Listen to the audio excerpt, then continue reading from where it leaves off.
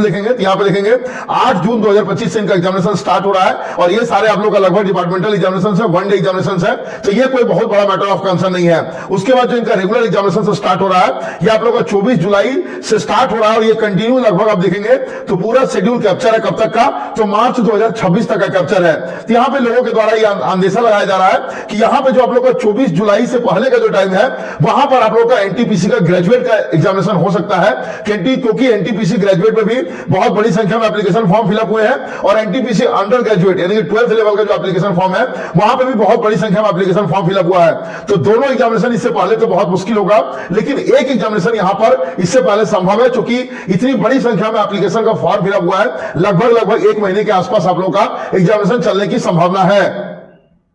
अब मैं आपको वो कड़वी सच्चाई बताता हूं फ्रेंड, जो आपको कोई नहीं बता रहा होगा। ये आपके सामने वो ऑफिशियल नोटिफिकेशन है आरआरबी एनटीपीसी ग्रेजुएट लेवल का, सीएन नंबर 5/2024। तो यहां पे आप लोग ध्यान से देखेंगे सभी एग्जामिनेशन डेट्स, सभी तरह के डेट्स आपको दिए गए होंगे कि पब्लिश कब किया जाएगा, ओपनिंग कब होगा, लास्ट डेट कब होगा। लेकिन एक डेट यहां पे आप लोग को मिसिंग दिख रहा होगा, वो है आप लोग का डबल ईडी, जिसको आप लोग बोलते हैं एक्सपेक्टेड एग्जाम डेट। और ये मैं शुरू से ही आप लोगों को बता रहा हूं कि ये रेलवे की सोची समझी साजिश के तहत एक्सपेक्टेड एग्जाम डेट के कॉलम को हटाया गया। ये कोई मजाक की बात नहीं है कि आपने ऑफिशियल नोटिफिकेशन में एक्सपेक्टेड एग्जाम डेट को ही हटा दिया है। और ये खेला केवल 5/2024 यानी ग्रेजुएट के साथ नहीं हुआ है, यानी जो अंडर ग्रेजुएट है 6/2024 उसके साथ भी हुआ है। यहां पे देखेंगे आप लोग का एक्सपेक्टेड एग्जाम डेट का कोई कॉलम नहीं दिख रहा होगा, और केवल ये 5/2024 6/2024 एनटीपीसी के ग्रेजुएट और अंडर ग्रेजुएट लेवल की बात नहीं है, बल्कि 2024 में जितनी भी वैकेंसी आई थी, 2025 में जो एलपी की वैकेंसी आई है, सभी में सुनियोजित तरीके से एक्सपेक्टेड एग्जाम डेट के कॉलम को ही गायब कर दिया गया है।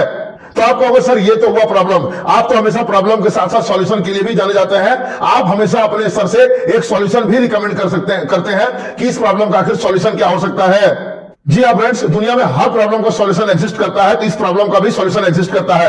मैं आपको एक डेटा दिखाना चाहता हूं, 18 और 19 में जो भी वैकेंसीज आई थी, सारे के सारे वैकेंसीज में आप लोगों का जो ऑफिशियल नोटिफिकेशन होता था, सेंट्रलाइज एम्प्लॉयमेंट नोटिस, उसमें आप लोग का एक्सपेक्टेड एग्जाम डेट मेंशन होता था। मैं कुछ एग्जांपल के माध्यम से आप लोगों को दिखाना चाहता हूं। देखिएगा 3/2019 जो कि आप लोग का एमआई कैटेगरी का ऑफिशियल नोटिफिकेशन था, इसका जून से लेकर जुलाई 2019 ऑफिशियल नोटिफिकेशन में एग्जाम डेट मेंशन किया हुआ था। उसी तरह से जितना आप लोग का 18 और 19 का सेंट्रलाइज एम्प्लॉयमेंट नोटिस था, सबको मैंने यहां पे मेंशन करके रखा है। और देखिएगा तो सारे के सारे का जैसे कि आप लोग को एक्सपेक्टेड एग्जाम डेट दिख रहा होगा कि एग्जामिनेशन इनका कब तक शेड्यूल्ड है।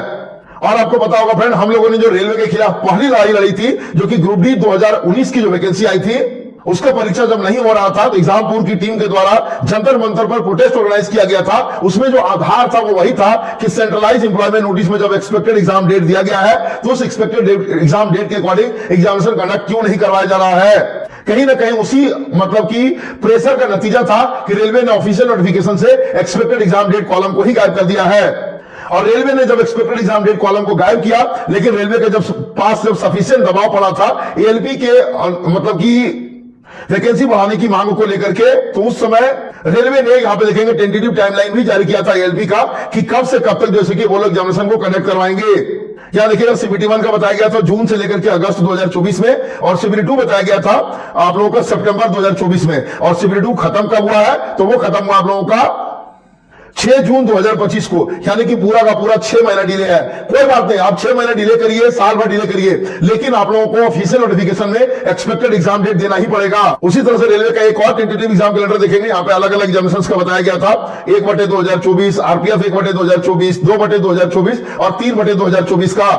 इसलिए मैं फिर से आप लोगों को समराइज करना चाहता हूं अपनी बात को, और मैं एक समाधान रिकमेंड करना चाहता हूं आप सभी एस्पिरेंट को। आप सभी को पता होगा कि 15 अप्रैल को सभी टीचर्स रेलवे भर्ती बोर्ड पटना के चेयरमैन सर से मिलने गए थे। वहां पे हम लोगों ने जो मुद्दा रखा था, वहां पे आप लोगों का रेलवे रिफॉर्म में जो मुद्दा था, एक मुद्दा यह भी था कि यहां पे देखिएगा आप लोगों का 8वां नंबर में एक्सपेक्टेड एग्जाम मंथ या date should in every centralise employment notice. तो आप सभी स्टूडेंट्स को यूनिटी दिखाने का मौका आ चुका है, क्योंकि यह केवल एक भर्ती का मुद्दा नहीं है एनटीपीसी और ग्रुप डी का, बल्कि रेलवे की वर्तमान में जो भर्तियां आने वाली है या फिर भविष्य में जो भी भर्तियां आएंगी, ये उन सभी का मुद्दा है। यदि अगर अभी से आप सभी एस्पिरेंट्स लोग यूनाइटेड होते हैं तो आप लोगों का दिखा है, आप लोगों का आगे रेलवे शुरू से झुकती आई है, तो रेलवे आप लोगों के सामने झुकेगी। और अभी जो आप लोग एक्सपेक्टेड एग्जाम डेट के लिए परेशान होते हैं, एनटीपीसी का ऑफिशियल नोटिफिकेशन आई है, अभी तक लगभग 6 महीना से भी ऊपर का समय बीत चुका है, अभी तक यह भी नहीं पता है कि सीबीटी 1 का एग्जाम कब होगा। जिनके भी द्वारा बताया जा रहा है कि एग्जाम कब होगा, सारे के सारे हवा में गोली चला रहे हैं और एसएससी के एग्जाम कैलेंडर के आधार पर बता रहे हैं। तो आखिर कब तक हम लोग भीख मांगते रहेंगे?